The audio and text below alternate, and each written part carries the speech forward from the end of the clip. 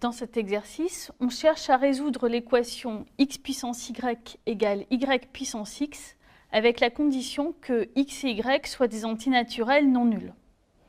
On va commencer par transformer cette équation pour se ramener à étudier une fonction.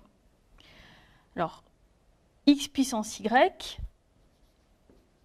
égale y puissance x, par définition de la fonction puissance, ça équivaut à exponentielle y ln de x égale exponentielle x puissance ln de y. Comme la fonction exponentielle est bijective, ça équivaut à y ln de x égale x ln de y. Et puisqu'on a supposé que x et y sont non nuls, on peut passer le x de l'autre côté et le y de l'autre côté, ce qui devient ln de x sur x égale ln de y sur y. Donc si on pose f de x égale ln de x sur x,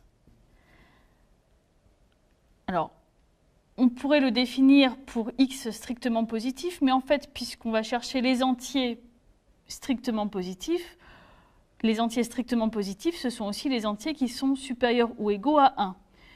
Donc en fait, on va définir la fonction f pour x appartenant à 1 plus l'infini. Ce qu'on vient de montrer, c'est que x puissance y égale y puissance x équivaut à f de x égale f de y.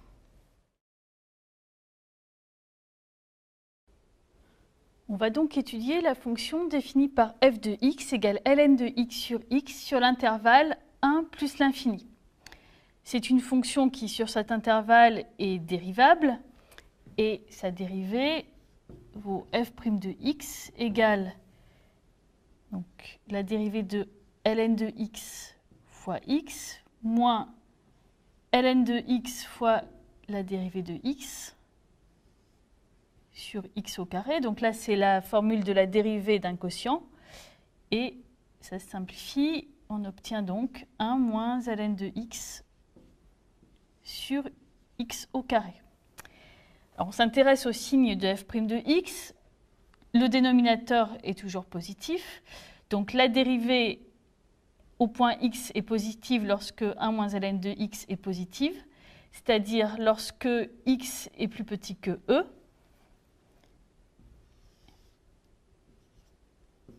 Elle s'annule en e et est négative pour x plus grand que e. On peut donc faire le tableau de variation de la fonction. La fonction est d'abord croissante, puis décroissante.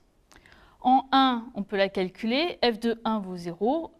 Et on peut calculer sa limite en plus l'infini. Ln de x sur x, on a une forme indéterminée de la forme infini sur infini.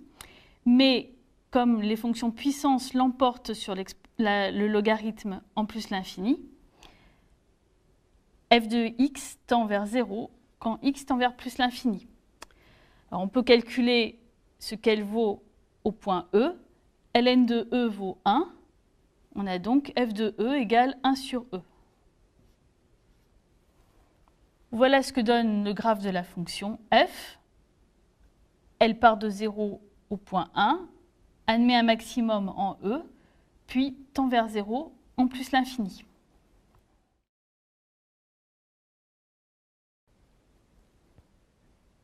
On va maintenant utiliser l'étude de fonctions qu'on vient de faire pour résoudre l'équation x puissance y égale y puissance x, c'est-à-dire f de x égale f de y, avec la condition que x et y sont deux entiers strictement positifs. Alors, on voit, d'après le théorème des valeurs intermédiaires appliqué sur l'intervalle 1e, puisque la fonction f est bien continue sur cet intervalle, que la fonction prendra toutes les valeurs comprises entre 0 et 1 sur e, au moins une fois, et en fait exactement une fois, puisque la fonction est strictement croissante. De même, sur l'intervalle e plus l'infini, la fonction f prendra exactement une fois toutes les valeurs comprises entre 0 et 1 sur e. Donc, si on cherche à résoudre f de x égale f de y, c'est qu'on doit trouver un x entier et un y entier, tel que la fonction f prenne la même valeur en ces deux points. On n'a donc pas d'autre choix que de prendre, par exemple, x de ce côté-là et y de ce côté-là, où évidemment les rôles de x et y peuvent être inversés. Donc, on doit chercher un x compris entre 1 et e, entier, et un y compris entre e et plus l'infini, entier, tel que la fonction f prenne les mêmes valeurs en ces deux points. Mais on n'a pas beaucoup de choix pour le x, puisque on cherche une valeur entière comprise entre 1 et e. Alors, e, ça vaut environ 2,7. Donc, ou bien x égale 1, mais là, on ne va jamais trouver un y entre e et plus l'infini, tel que f de y égale 0, puisqu'on a vu d'après le tableau de variation que f est strictement décroissante ayant comme limite 0 en plus l'infini. Donc on ne peut pas prendre x égale 1, et donc la seule valeur entière qui reste, c'est x égale 2. Alors, regardons ce qui se passe pour x égale 2, on calcule f de x qui vaut ln de 2 sur 2, et on peut montrer facilement que f de 2 égale f de 4. Donc on a bien un premier couple de solutions qui est x égale 2, y égale 4, puisqu'on a f de 2 égale f de 4. Mais on n'a plus d'autre choix, puisque si par exemple on prend y égale 5, on sait qu'il existe une solution, un x tel que f de x égale f de 5, le x étant compris entre 1 et e, mais ce x ne sera plus entier cette fois-ci. Par exemple, là, le x sera compris entre 1 et 2, mais strictement. On a donc trouvé les conditions qu'on cherchait. Alors évidemment, on a l'option x égale y qui fonctionnera toujours, mais sinon, c'est ou bien x égale 2 et y égale 4, ou bien x égale 4 et y égale 2.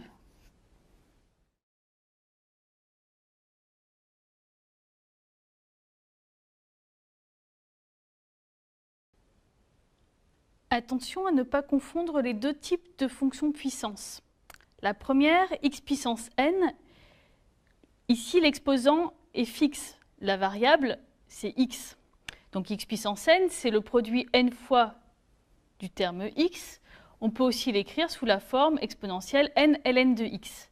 C'est une fonction polynomiale. Mais on appelle aussi fonction puissance la fonction qui a x associé à puissance x. Ici, le a est fixe, c'est l'exposant qui varie. Et par définition, a puissance x, c'est exponentielle x ln de a. Puisque le a est fixé et que la variable c'est x, on a donc ici une fonction exponentielle. Les fonctions polynomiales et exponentielles ne se comportent pas du tout de la même façon. Donc, par exemple, ici, on a représenté le graphe de la fonction a puissance x avec a strictement plus grand que 1. On voit que c'est une fonction exponentielle. Lorsque x tend vers moins l'infini, a puissance x tend vers 0. Lorsque x tend vers plus l'infini, a puissance x tend très rapidement vers plus l'infini. Par contre, la fonction x carré est une fonction polynomiale. On voit qu'elle ne se comporte pas de la même façon que a puissance x. Elle va tendre beaucoup plus lentement vers plus l'infini. On peut aussi considérer les fonctions x puissance 1 sur n, où n est un entier. Donc par exemple ici la fonction x puissance 1 demi, puisque c'est la réciproque de la fonction x carré sur r+, on obtient le graphe de x puissance 1 demi en prenant le symétrique du graphe de x carré par rapport à la première bisectrice. Pour vous entraîner à manipuler les fonctions puissance, vous pouvez par exemple essayer de montrer que a puissance x fois a puissance y, c'est égal à a puissance x plus y, et a puissance x le tout à la puissance y, c'est égal à a puissance xy. Indication, utiliser la définition sous forme d'exponentielle.